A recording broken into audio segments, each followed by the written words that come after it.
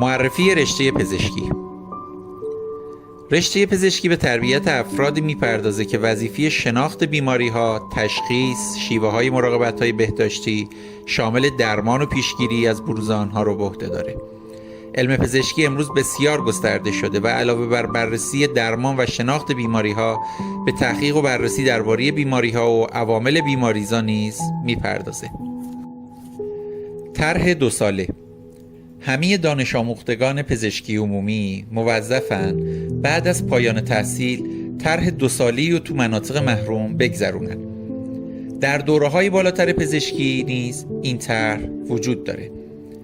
خانوم‌ها و آقایونی که دارای کارت پایان خدمت هستن طرح 2 ساله رو میگذرونن، ولی آقایونی که خدمت سربازی نرفتن به جای طرح 2 ساله به سربازی اعزام میشن. البته فارغ التحصیلای رشته پزشکی میتونن بعد از 1 سال برای انتقال به منطقه‌ای برخوردارتر درخواست بدن که بعد ارزیابی شرایط و میزان ضریب محرومیت منطقه نتیجه درخواست مشخص میشه. همچنین معدل هیچ تأثیری در افزایش یا کاهش طرح 2 ساله پزشکی نداره. معافیت از طرح. کسانی که در خارج تحصیل کردن و از مزایای ارز دولتی استفاده نکردن، در صورتی که دوره تکمیلی رو داخل کشور گذرونده باشن و شهریه مربوط رو پرداخته باشن، از طرح 2 ساله پزشکی معافن. بانوان متأهلی که تا قبل از آذر سال 80 فارغ التحصیل شده باشن. افرادی که در مقطع تحصیلی قبلی خودشون گواهی معافیت از طرح رو دریافت کرده باشن. افرادی که مشکل حاد پزشکی دارن و طبق رأی شورای عالی پزشکی برای اونها گواهی معافیت صادر شده باشه. افرادی که حداقل 6 ماه به طور داوطلبانه در جبهه خدمت کرده باشن. فارغ التحصیلان استعدادهای درخشان مثل برندگان مدال طلای المپیاد کشوری. نفرات اول تا 3 آزمون جامع علوم پایه.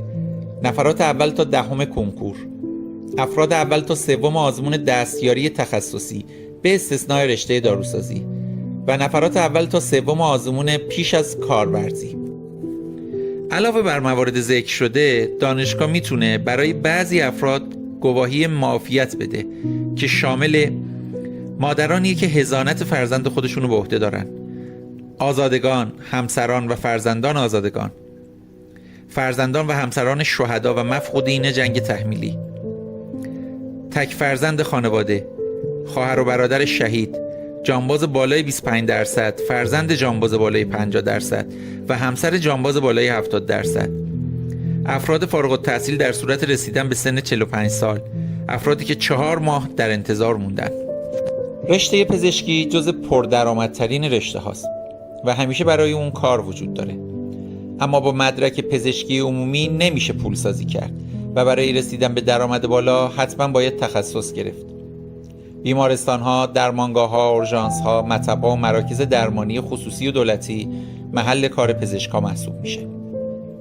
ویژگی‌ها و توانایی لازم برای تحصیل در این رشته: علاقه به یادگیری و تحقیق، تلاش و پشتکار، دوام آوردن و ادامه دادن مسیر طولانی تحصیل در این رشته، علاقه و انگیزه زیاد برای خدمت به مردم، روحیه بسیار بالا، توانایی برقراری ارتباط صمیمی و سالم با بیماران، صبور و خستگی ناپذیر بودن، تحمل جسمانی بالا، توانایی برخورد با شرایط سخت روحی، توانایی حفظ روحیه و تصمیم گیری درست، توانایی تحمل شیفت شب، توانایی کنترل وضعیت بیمار، توانایی برقراری تعادل بین کار و زندگی شخصی، توانایی مطالعه مستمر و حرکت با علم روز دنیا.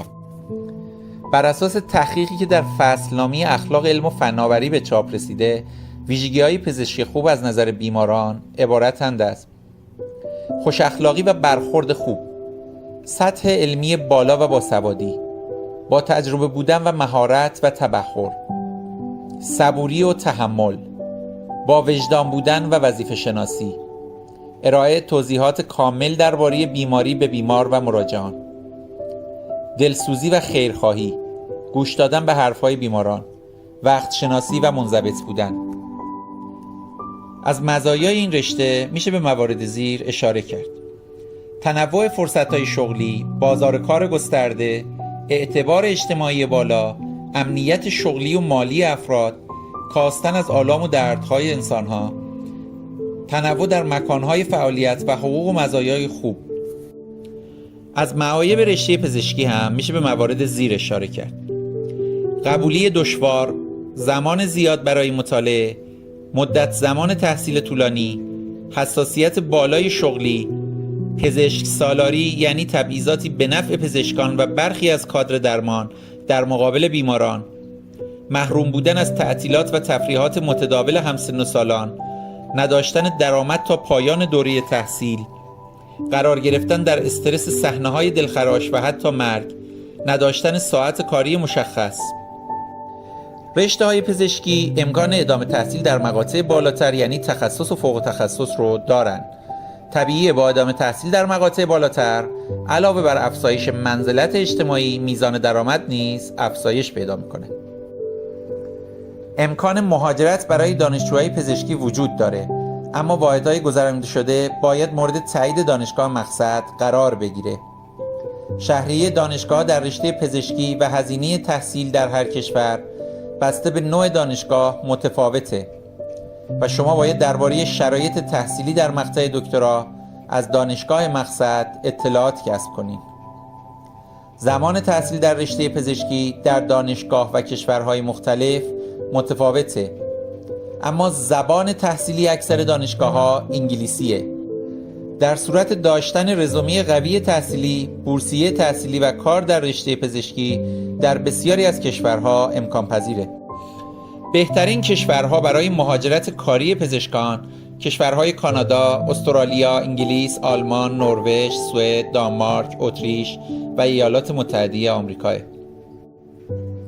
و سخن آخر این که فارغ التحصیلان پس از پایان دوره 7 ساله سوگندی به نام سوگندنامه پزشکی میخونن که طبق اون فرد موظف به خدمت به مردم و حفظ جان آنهاست. اما امروزه پزشکانی هستند که به خاطر مسائل مالی حاضر به ویزیت بیماران نیستند. لازم به ذکر همه پزشکان درآمد خوبی ندارند و بسیاری از آنها به دنبال شغل دوم و سومند. اون عده از پزشکایی که شهرت پیدا کردن و به درآمدهای بالا دست پیدا کردن تنها 5% جامعه پزشکا تشکیل میدن. تنها راه موفقیت در این رشته تلاش است و تلاش است و تلاش.